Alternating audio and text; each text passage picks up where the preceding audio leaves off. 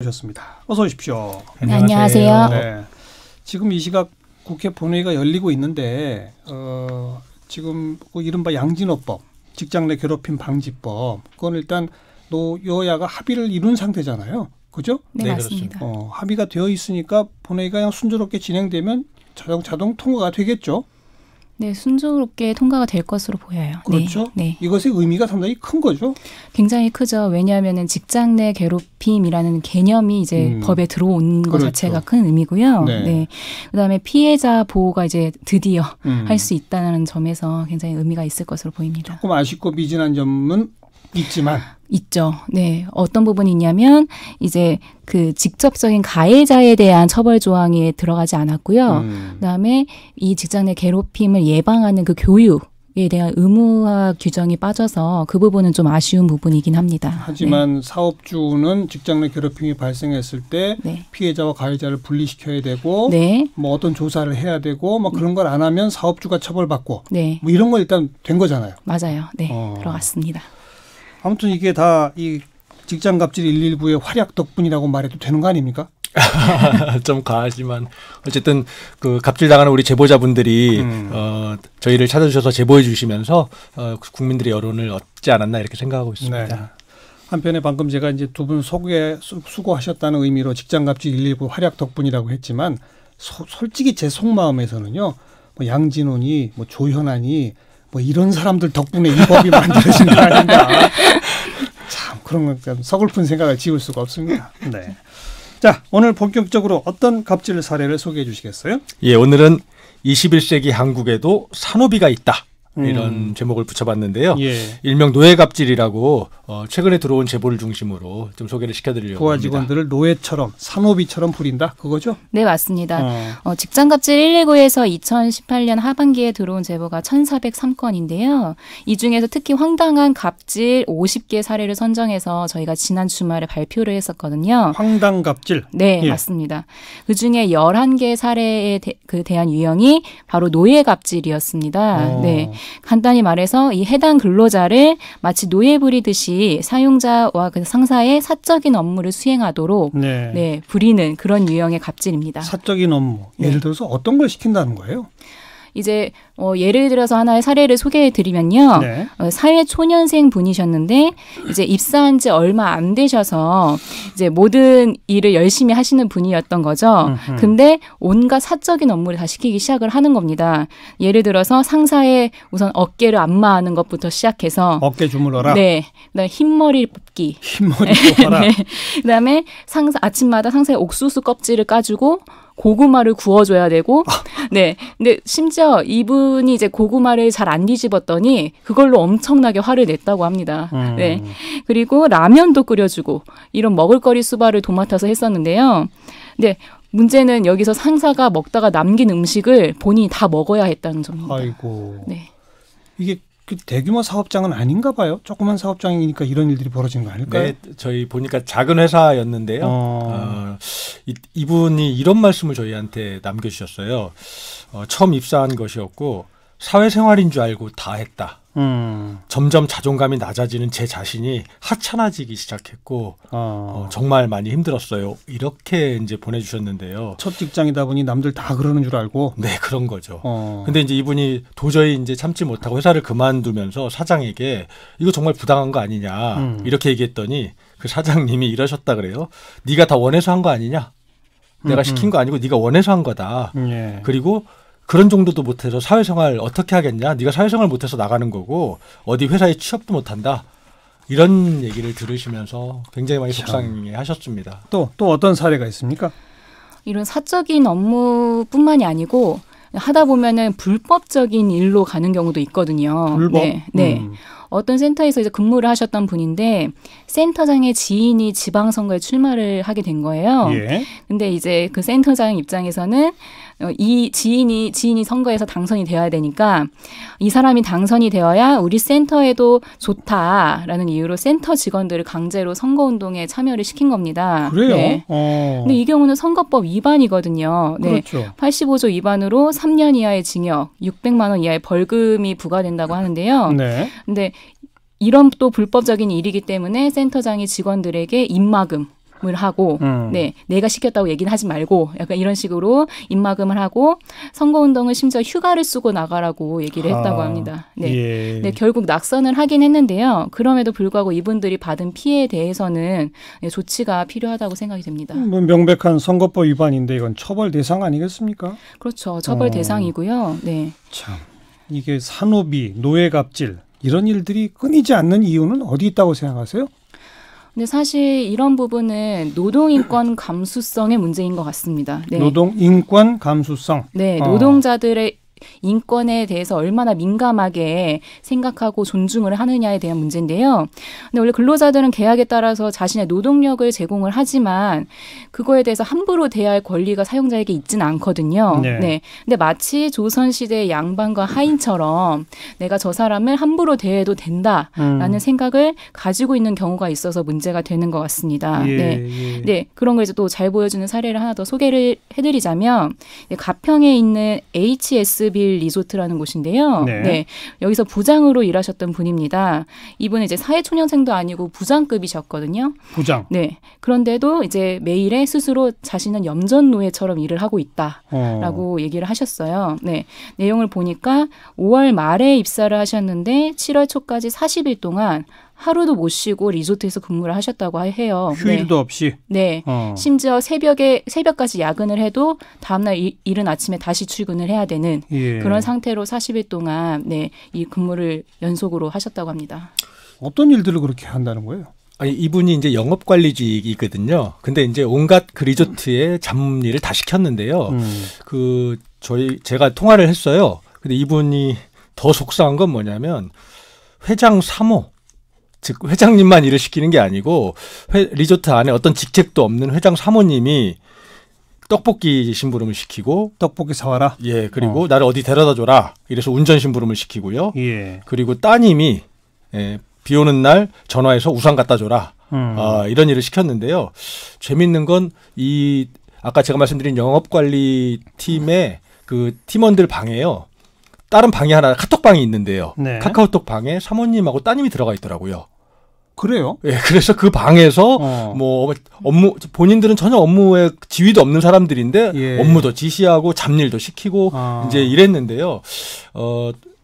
회장은 어느 정도였던 사람이냐면 저한테 그 녹취록을 하나 보내줬어요. 네. 20분짜리인데요.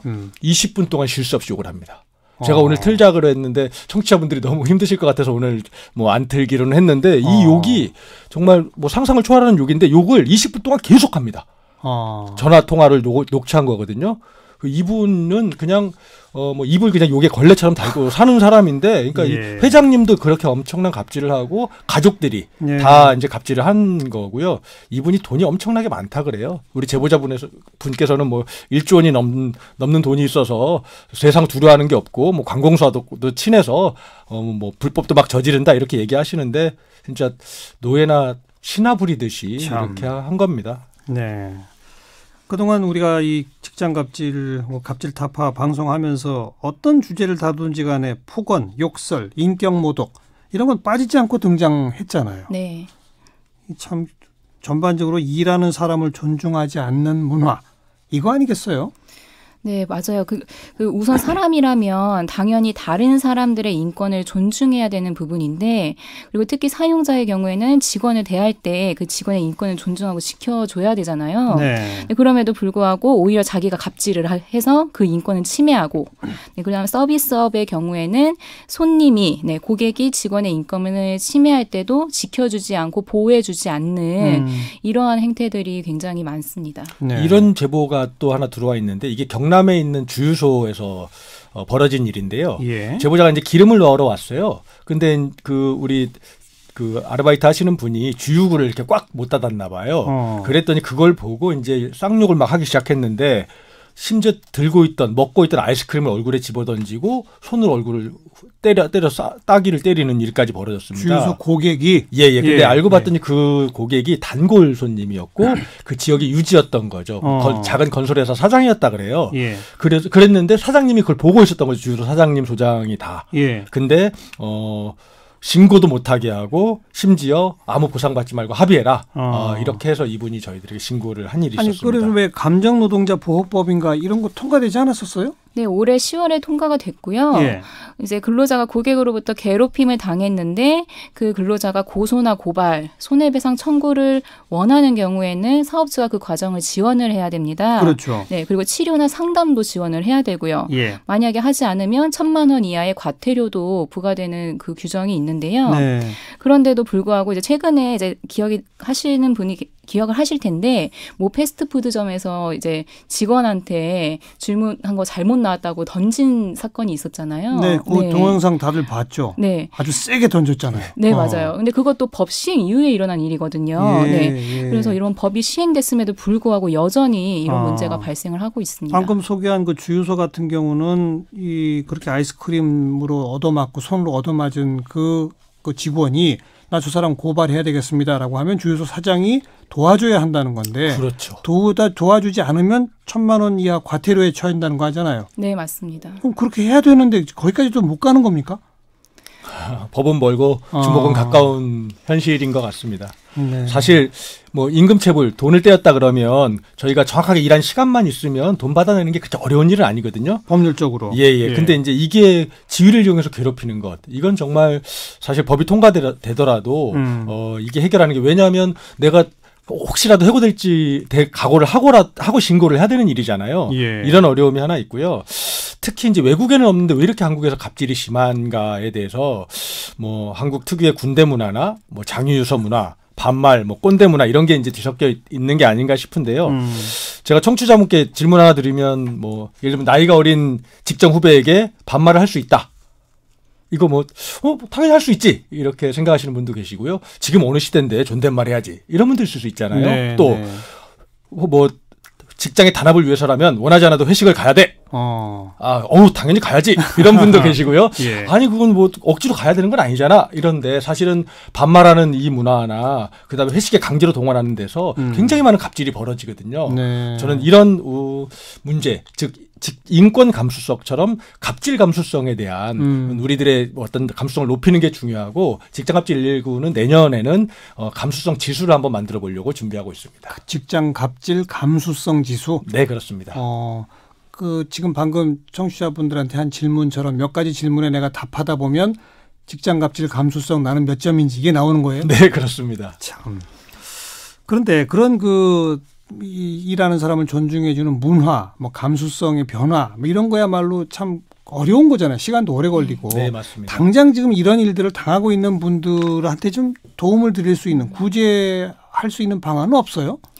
네, 사실 이런 노예 갑질 같은 경우는 부당한 업무 지시에 해당이 되는데요. 네. 근데 사실 업무 지시는 근로계약서에 기재된 업무만 하는 것이 적법한 거거든요. 예. 네. 근데 지금까지 나눈 사례처럼 부당한 업무 지시를 하는 경우에는 명확하게 거부를 해야 되는 부분이고요. 네. 근데 이걸 거부했다고 해서 징계나 아니면 해고 등의 불이익을 준다면 그에 대한 구제 신청을 당연히 제기를 하고 이 징계는 이런 부당한 업무 지시이기 때문에 부당합니다라고 주장을 해야 되는 부분입니다. 그 부당한 지시, 사적인 지시를 받으면 난 그건 할 수 없습니다라고 해라 이거죠. 네, 맞습니다. 근데 그것 때문에 너 그만둬 그러면 그 그만두라고 하는 것에 대한 구제 신청을 할 수 있다. 네.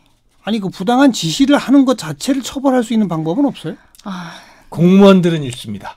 예, 공무원들은. 그 예전에 육군 대장이 공관병을 예. 사적으로 부렸던 그 기억하실 텐데요. 예. 그 사건 이후에 올해 4월 달에 공무원들은 행동 강령에 사적 노무 요구 금지 이런 항목이 들어가 있어서요. 예. 그 어떤 기관장이 자기 전원주택에 직원을 불러서 일을 시켰다가 처벌을 받은 사례가 있습니다. 네. 근데 민간 기업은 사기업에서는 지시만으로 처벌할 방법이 없다는 거예요? 네, 이제 아쉽게도 이제 제가 아까 탄식이 딱 흘렸던 게 사기업에서는 아직 없는데 그래서 이제 지금 본회의에 상정되어 있는 직장 내 괴롭힘 방지법이 중요한 부분입니다. 네. 그 내용을 보면 직장에서의 지위를 이용해서 업무상 적정 범위를 넘어 다른 근로자에게 신체적, 정신적 고통을 주거나 근무 환경을 악화시키는 행위에 대해서 금지하는 내용이 포함이 되어 있습니다. 그러네요.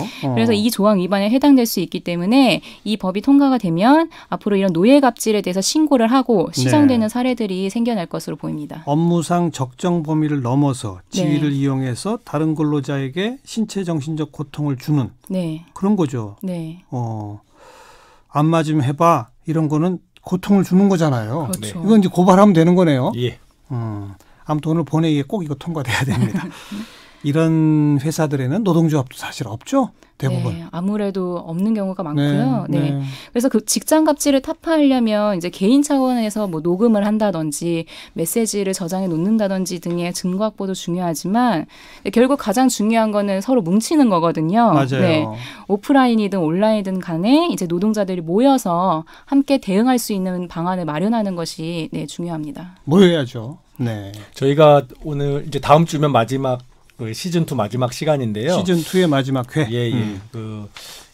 오늘까지 되게 힘든 사연, 속상한 사연, 안타까운 사연 많이 소개시켜 드렸는데 네. 마지막 회는 좀 잘 이겨낸 사연, 뭐 이렇게 멋지게 갑질 문제를 해결한 사연들을 좀 소개시켜 드릴까 하고요. 적절하게 대처해서 해결한. 예, 그렇습니다. 그래서 새해에는 또 갑질 없는 회사, 뭐 약간 존중받는 일터를 만드는 그런 계획들도 좀 같이 나눴으면 좋겠습니다. 네.